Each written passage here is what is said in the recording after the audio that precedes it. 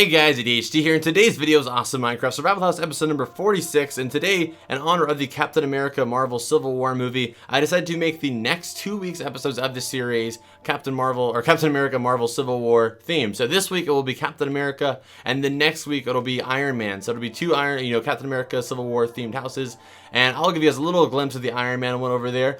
That's all I'm going to give you. That's obviously a better angle for it, but that is the little glimpse I'll give you for now.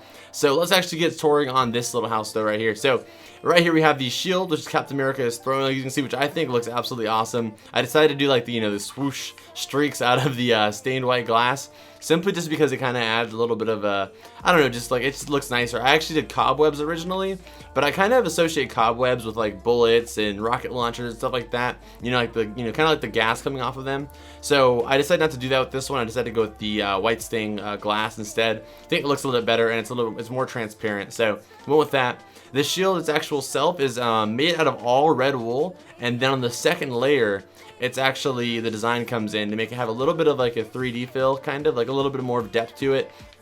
I actually did originally have a second layer that was done with the red wool on top, or not the red wool, but like the second layer was just another like row of wool.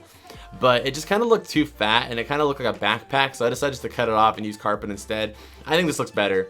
And then below we have the actual straps for the actual shield, which I think look really cool because they match the actual, like his gloves and the chin strap and that brown color. So I just think I did a really good job in this shield all together.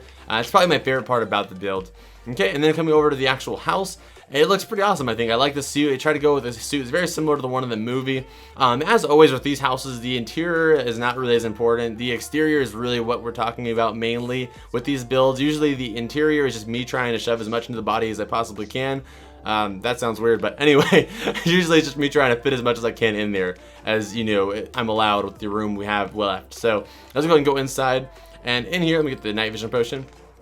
Like I said, it's very tight in here, but I actually try to do with these statue builds to try and get as much room as I can. Normally I kind of just use this little bottom area and then the top. I try to, shove some more stuff in here by doing the arm into a little like guest room, and then I even turn the little shoulder area into like a little storage area. You could turn this into like a third bedroom actually if you wanted to, but I just didn't see the point, so I decided just to make a little chest there and a crafting table, which may not seem like much, but for a house that's this small, having this little extra space is just enough to maybe even put like, I don't know, you can do something in here.